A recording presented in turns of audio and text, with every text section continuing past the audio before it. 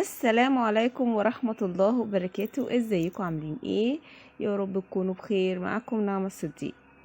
النهاردة زي ما انتوا شايفين هنعمل نوع من الحلويات حلوة قوي قوي ومشهورة بمدينة الاسكندرية، وبيتعمل هناك وبيتباع في المحلات. هي الحجازية الاسكندراني. بس قبل ما نبدأ وصفتنا نسمي الله ونصلي على رسول الله وعلى آله وصحبه وسلم. اول حاجة هنحط كوبايتين من السميد بتاع البسبوسة عليهم كوبايتين من الدقيق، بعدين نسيبهم على جنب زي ما انتم شايفين كده، ونعمل بقى الخميرة بتاعتنا. هنجيب كوباية من المية ونحط عليهم معلقة خميرة ونحط كمان عليهم معلقة سكر، ونقلب كويس جدا جدا. طبعا الخميرة لو انتوا مش عايزة اقول كل مرة، لو انتوا متأكدين منها خلاص تمام اعملوها وحطوها على المكونات. لو انتوا مش متأكدين استنوا لحد ما تفور شوية، يعني سيبوها على جنب وتأكدوا منها وبعد كده ضيفوها. بعد كده بحط كوباية من السمنة على الزيت، يعني نص كوباية سمنة نص كوباية زيت على الخليط بتاعي اللي انا حطيته اللي هو الدقيق والبسبوسة. يبقى هما كوبايتين دقيق على كوبايتين سميد بسبوسة. وبعد كده بحط رشة ملح طبعا منساهاش، واقلب كله في بعضه. وبعد كده احط الخميرة بتاعتي واقلب الخليط بتاعي كله في بعضه بالمنظر اللي انتوا شايفينه ده، لحد ما يتجانس مع بعضه كده ويعمل لي عجينة يعني مش طرية قوي.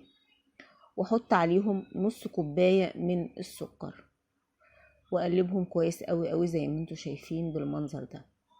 بعد كده بسيبهم على جنب، اغطيهم واسيبهم بقى يخمروا على جنب كده على بال ما اعمل الحشوة بتاعتي اللي بتبقى في النص. عايزه اقول لكم ان نوع الحلويات ده جميل جدا جدا، كمان ولادكم هيحبوه. ماهوش مسكر قوي، ودي الطريقه الاصليه بتاعته. علشان هو في ناس بتسقيه شربات. طبعا هو طريقته كده بيبقى بيديكي طعم كأنه مثلا ايه قرص ومحشية عجوة يعني. تمام. دلوقتي بقى هنقول ايه الحشوة بتاعته. الحشوة بتاعته كوباية من السميد عليهم نص كوباية من السكر، وهنحط معلقتين كبار من القرفة ومعلقتين صغيرين من الكاكاو الخام. وهنحط بقى مية ضعيفة قوي بحيث ان انا مش عايزاه يبقى عجينة، انا عايزاه يبقى مرمل كده وما يبقاش معجون قوي يعني او عجينة قوي يعني طرية، لا انا عايزاها مرملة شوية. ابدأ اقلب بقى كله في بعضه كده واشوف احط مية حبة بحبة بحيث ان انا ما المية ما تكترش فيه يعني، واقلب واشوف واجرب يعني، بس لحد ما اعمل الخليط زي يوصل للقوام اللي انا محتاجاه. وبعد كده هبدأ بقى اتعامل في الفرد بقى في الصينية، يكون اصلا العجينة بتاعتي تكون خمرت. عايزة اقول لكم ان لو حبيتوا تعملوا له شربات او سيرم براحتكم جدا، بتعملوه زي بتاع الكنافة كده ما وتضيفوه عليه كده. انا بجيب الصينية بتاعتي بقى اللي انا هفرد فيها العجينة واحط فيها اعملها كده بالسمنة بس عشان ما تلزقش. هي كده كده برضو مش هتلزق، خدوا بالكم يعني، لان هي فيها سمنة وزيت كفاية. ابدأ اقسم العجينة بتاعتي نصين كده، هحط نص على جنب وافرد نص في الصينية. افردها بايدي كده في الصينية لحد ما تتفرد معايا ويبقى متساوية يعني. طبعا انا بسويها بايدي بحيث ان انا متبقاش عالية من ناحية وواطية من ناحية تانية. بس كده انا فردتها اهو.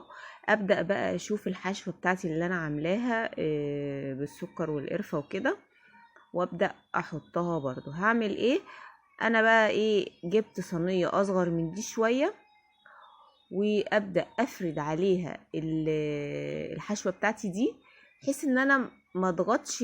ما هو انا لو حشيتها، لو حطيتها فوق الحشوه دي وقعدت اضغط كده مش هعرف افردها كويس.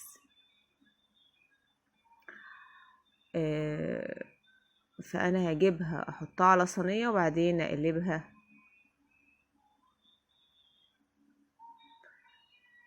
فوقيها. النص التاني اهو اجيب صينيه بقى واحط عليها من على ظهرها، ده طبعا ده الظهر، افرد عليها العجينه بالمنظر ده، لاني طبعا حاطه الحشوه زي ما انا قلت لكم، ومش هينفع افردها. افرد دي فوق دي هتبقى مش هتنفع خالص، هتلعبك مني. فاعملها بالطريقه دي، احط صينيه واحط عليها النص التاني من العجينه. بصوا احطها اهو، او ابدا بقى اسويها كده بايديا علشان تتفرد. ودي احسن طريقه ما تفرد لي العجينه فوق الحشوه بتاعتي من غير ما تبوظ.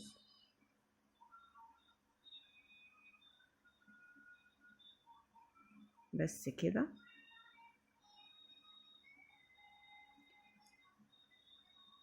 واقعد اسويها بالمنظر اللي انتوا شايفينه ده لحد ما اوصل للشكل المنتظم اللي انا عارفاه، وافردها كويس جدا جدا كده. وبس كده. طبعا انا عايزه اقول لكم انها بتتقطع سمبوكسات، يعني بتتقطع مش سمبوكسات شكل المعين كده، اللي هو ايه مثلثين لازقين في بعض، يعني فاهمين. فهم فانا هحاول اقطعها بالطريقه بتاعتهم، اللي هي ايه، اللي هي المعين كده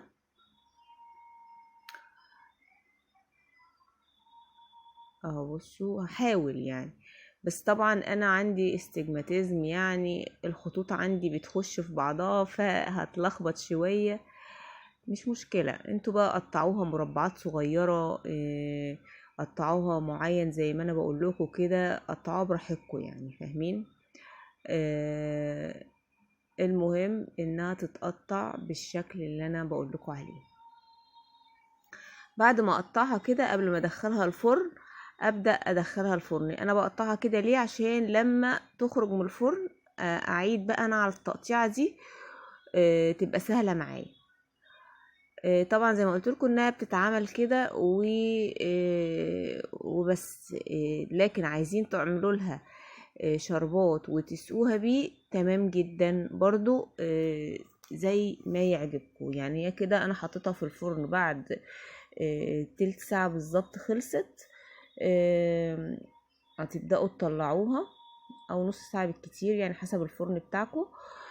بعد ما طلعت من الفرن بدأت قطعتها تاني وطلعتها. بصوا شايفين تحفة وطعمها خطير. بعد شوية ما بردت خالص انا عملت لها شربات برضو ضفتها عليه، بس طبعا هي الشربات لازم تكون هي باردة مثلا والشربات سخن جدا او العكس. المهم جربوها تعجبكم ان شاء الله.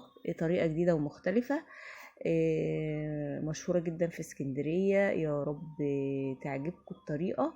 متنسوش تعملوا لي لايك وسبسكرايب وتدعوا المازن ابني بالرحمة والمغفرة، ان ربنا يرحمه ويغفر له ويدخله الجنة من اوسع ابوابها ان شاء الله. والسلام عليكم ورحمة الله وبركاته.